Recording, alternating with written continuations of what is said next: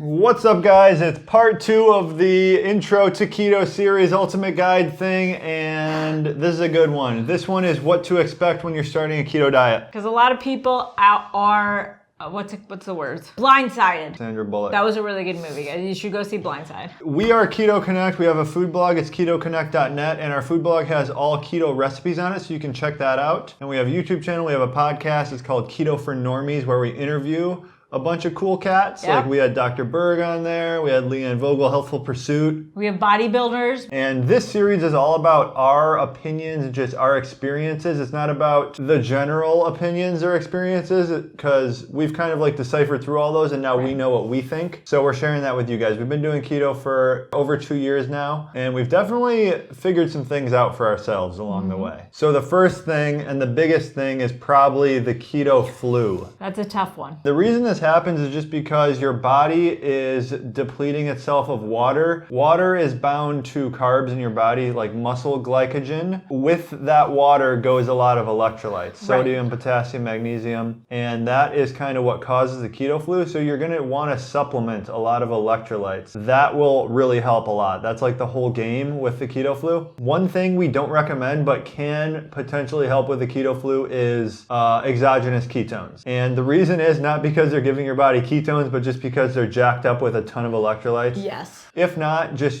supplement salt. Drink some salt water. Yep. Get some good potassium, avocados, spinach, even a potassium supplement, and definitely supplement magnesium. First couple weeks. So for me, it was about a week and a half to 2 weeks. Some maybe a couple days. Oh, it was that long into it? Yeah. I thought it was pretty immediate for me. It was like day 2 or 3. Nope, not me. I did not rebound quickly at all. So that's also a big thing. It'll be different person to person. Some side effects of the keto flu that'll hit you really hard: headache, fatigue. It's literally like a flu, except you're not throwing up.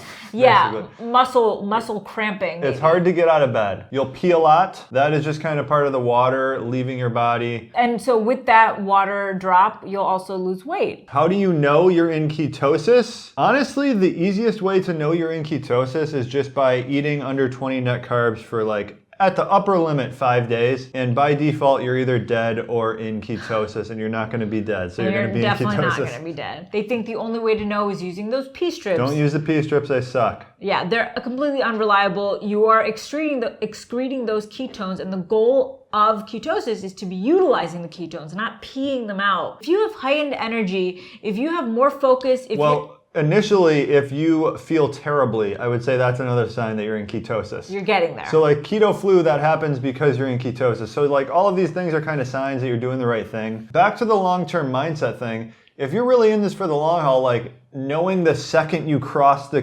threshold to ketosis doesn't matter at all. Right. You're planning on eating under 20 net carbs for an extended period of time. So within the first week, you're going to be in ketosis. And then your body's going to start just getting better and better at using the ketones it's producing. So a lot of people do keto for weight loss. There's some things you might want to know about kind of the weight loss cycle of a keto diet. So when you first start keto, the first 1 to maybe 3 weeks, you're losing water weight. Your body you're feeling great about the diet because you get on the scale every morning and you've lost a few pounds. It's very motivating. That's all water weight. That's not actually body fat loss, which the goal is body fat loss, right? When you get to week 3, the weight loss stops. You might even gain a little bit of weight. What's happening there is you've already shed all the water weight. Your body is not good at using ketones, using fat for fuel. So this is like a limbo phase.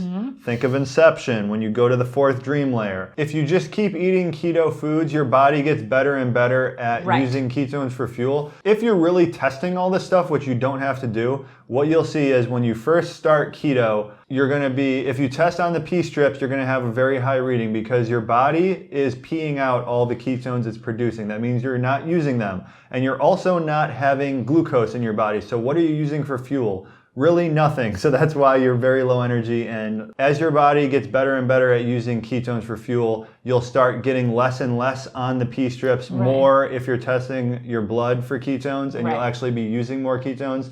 So when your body starts using ketones efficiently, that's when the weight loss will start again. Basically in a steady fashion, not like the 10 pounds in a week that you get at the start. You don't want to just rush and lose 100 pounds in the first 2 months. one, you're not losing all fat, you're losing muscle, and two, that's probably not the healthiest. That's the thing. You want fat loss. You don't want weight loss. So we touched on how your energy levels in the beginning with the keto flu are going to be really, really low. You're going to feel fatigued, tired, can't do anything. But as soon as your body figures ketones out, figures that you're transitioning into a keto diet, you'll have heightened energy. And that's one of the coolest benefits, in my opinion. You don't have that 2:00 p.m. crash after you eat lunch. You feel good all day. You can hit the gym. You can do everything you want to do without feeling that tired feeling you might feel on a standard American diet. Yeah, and in my experience, this happens relatively quickly. Like before your body gets adapted and starts feeling better, your mind is already feeling better. So like I could be sitting at my desk at work and just like killing it with the work, but I couldn't like get up and go get a coffee. I would suck to do that. So within like a week, even sooner, maybe a few days, you should notice the energy levels increase. And the biggest telltale sign for me is the post-lunch crash. It doesn't exist anymore. You just feel good, consistent energy throughout the day. For me, that alone is enough to keep me sticking to it.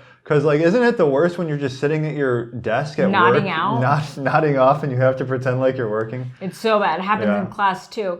Working out. This is a very big problem area when you're starting. And you really, like, if you're a person who has some kind of competition in the next 6 weeks, you probably don't want to start keto. You need, like, a little bit of an off season. Because gym performance to get back to where it was before you started keto is going to be a very long journey. For me, probably like 6 weeks. Took at least a month before I was able to get in the gym and actually feel like I was getting a decent workout in. Poops. Diarrhea? I think that's potential. Just any kind of drastic macro Lots change. of fats. Your gut microbiome just kind of has to adjust. There's a ramp up period. Another thing is the huge increase in fat. Yep. People have problems with that. I had a little bit of a problem with that. I was previously a vegetarian for a few years. And when you're doing that, you're doing really low fat. And a lot of people doing a standard American diet are doing a really low fat diet. So if you just like 4 times your fat intake on a daily basis, that can be tough for your body to adjust to. So, you know, it's going to take a little bit of time for your digestion to catch up with the diet. And that's with any diet change. I tolerated the fat a little bit better, but I decided to jump on the MCT oil bandwagon very early on because Matt was doing it, and Matt can tolerate a lot more than I can. And I was never able to get through a normal course of poop for a day. So still till this day, I'm very sensitive to MCT oil, and those are little things you will pick up along the way. Doing a keto diet allows you to open up the idea of sensitivities to foods. Big time. And what makes you feel good, you're gonna wanna eat, and what makes you feel bad, you eat less of. So I think the biggest tip at this point, once you've started, once you've hit the keto flu, is to continuously remind yourself why you are on this journey, why you are trying out a keto diet, and how good you're gonna feel as soon as you get through the keto flu. A lot of people find that they lose motivation when they start to feel that fatigue, the headache, and they think they need the carbs. I mean, it's basically breaking an addiction. You're gonna have withdrawals. You're gonna feel really bad until you feel really good, and then you'll know this is right for you. Not medical advice though. The energy levels and hunger, it's kind of the same thing. Like when you're eating carbs, you're hungry more because you're just burning through it so fast. When you eat carbs, your energy levels crash afterwards. It's like a constant refueling is necessary. That is video number 2 of the 4-part series. If you want to see video number 3 ASAP, you can check it out on Steemit, which is a new platform we're posting our videos on 1 day prior to posting on YouTube. It's linked in the description below. All right, see you tomorrow, guys.